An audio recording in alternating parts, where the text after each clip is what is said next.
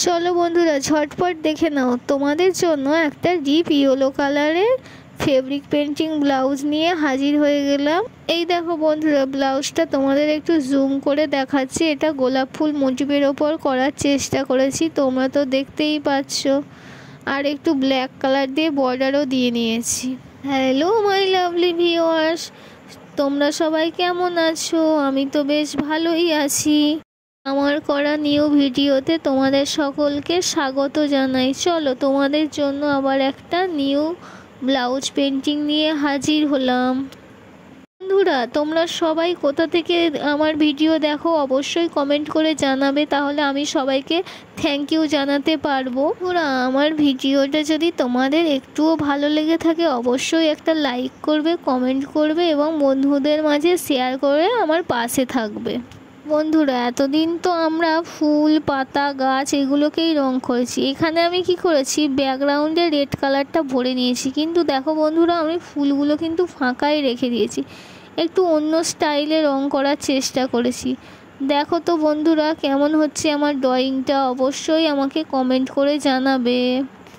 ও বন্ধুরা রেড কালারের সঙ্গে ইয়েলো কালারের কম্বিনেশানটা তোমাদের কেমন লাগে? আমার তো নিজের ভীষণই ভালো লাগে, তাই জন্য এটা রেড কালারের সাথে ইয়েলো কালারের কম্বিনেশানে বানাচ্ছি। স্লিভলেস ব্লাউজ আমার খুব পছন্দের একটা ব্লাউজ।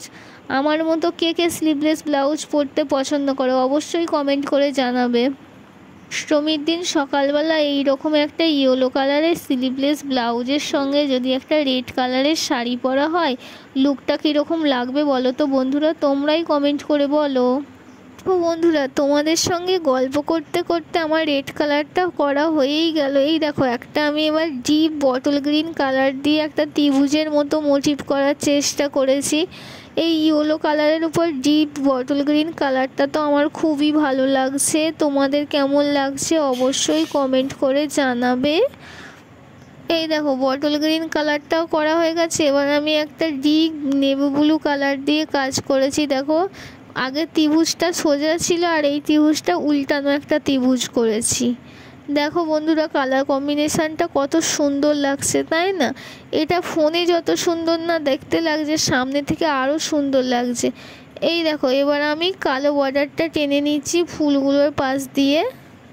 ফুলগুলোকেই আমি কালো রং দিয়ে বর্ডার দিয়ে নিচ্ছি। তাহলে কি হবে, কালো রং দিয়ে বর্ডার দিলে ফুলগুলোর উজ্জ্বলতাটা আরও বেড়ে যাবে এবং ব্লাউজটাও খুব সুন্দর লাগবে। দেখো বন্ধুরা তোমাদের সঙ্গে গল্প করতে করতে আমার প্রায় দুটো ফুল কালো বর্ডার দেওয়া হয়েই গেল। একইভাবে আমি বাকি ফুলগুলোকেও কালো দিয়ে বর্ডার দিয়ে নেব।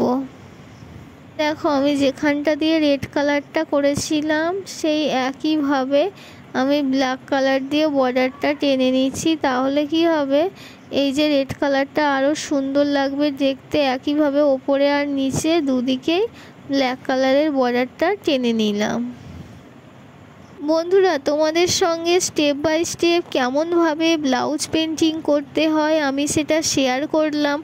তোমরা অবশ্যই যদি ভেবে থাকো একবার ব্লাউজ পেন্টিং ট্রাই করবে, অবশ্যই ফেব্রিক দিয়ে একবার ব্লাউজ পেন্টিং নিজেরাও ট্রাই করে দেখো আর করে বলো কেমন হয়েছে। অবশ্যই আমাকে কমেন্ট করে জানাবে কিন্তু। কে কোথা থেকে আমার এই ভিডিওটা দেখছো অবশ্যই কমেন্ট করে জানাবে।